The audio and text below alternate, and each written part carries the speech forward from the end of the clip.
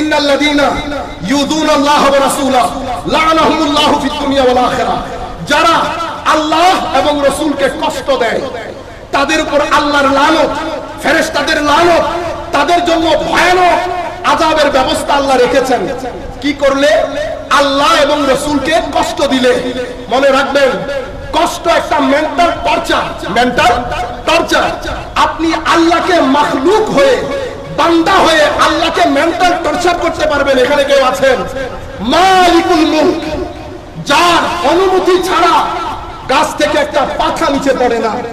You cannot blink your eyes without permission of our Lord. He is one. He is nothing like, he is not like anybody. He is one. No parents, no partners. There is nothing like him. Qul huwallahu ahad. সম্মানিত উপস্থিতি, তার হুকুম ছাড়া একটা জিনিস নিচে পড়তে পারে না। তো আল্লাহ রাব্বুল আলামিনের হুকুম ছাড়া আল্লাহ রাব্বুল আলামিন সর্বে সর্বা।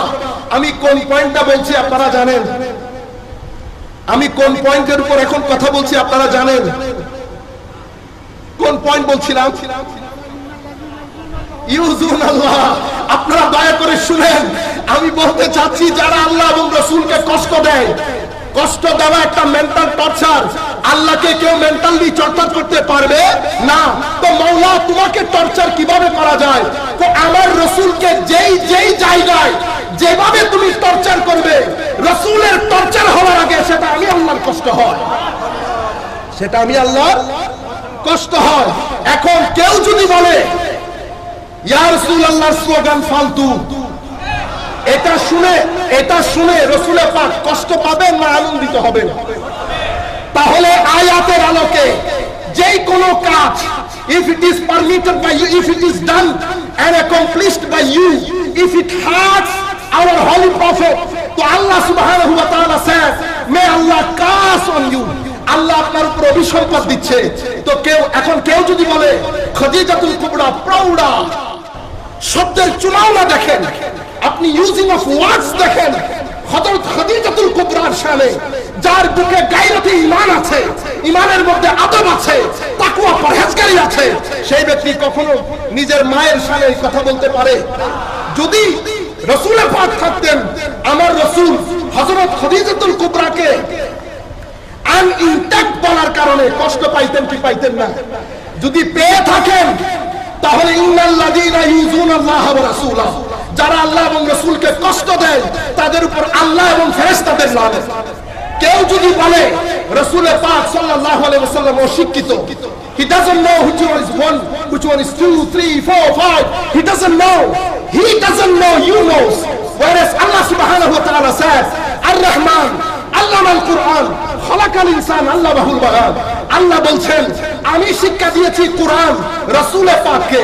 কোরআন বলছে আমি তিবিয়ানুল লিকুল্লি শাই। তাহলে কোরআন আয়াতের অর্থ তাফসীর হচ্ছে সব কিছুর জ্ঞান আল্লাহ রাসূল পাককে শিক্ষা দিয়েছেন। শিক্ষক কেমন? সানুকরিউকা ফালা তানসা, এমন ভাবে শিখাবো আপনি কখনো ভুলে যাবেন না। এখন আপনি যদি বলেন হি ডাজন্ট নো, মনে রাখবেন অনেক সত্য কথা থাকে, সেই সত্য কথাগুলো আদবের সাথে বলতে হয়। আপনি কি মজলিসে বলবো আমার মা আমার বাবার স্ত্রী? এটা কোনো বলার কথা না। মনে রাখবেন সত্য কথাগুলো বলতে গেলে, বিশেষ করে রাসূল পাকের এরিয়া, সাহাবায়ে কেরামের এরিয়া, আহলে বাইত রাসূলের এরিয়া, এগুলো উম্মতে মুহাম্মাদের জন্য রেড জোন। কি জোন? Red zone. আমায়েদ দ্বীন, সাতায়েনে দ্বীন, ফাউন্ডেশন অফ দ্বীন। আপনি কথা বলার সময় 100 বার চিন্তা করে কথা বলবেন, কার ব্যাপারে কথা বলছেন। খবরদার, এই জায়গার মধ্যে চুল পরিমাণ ইদার উদার হলে ঈমানের সমস্যা হয়ে যায়। কিসের সমস্যা? ঈমানের সমস্যা।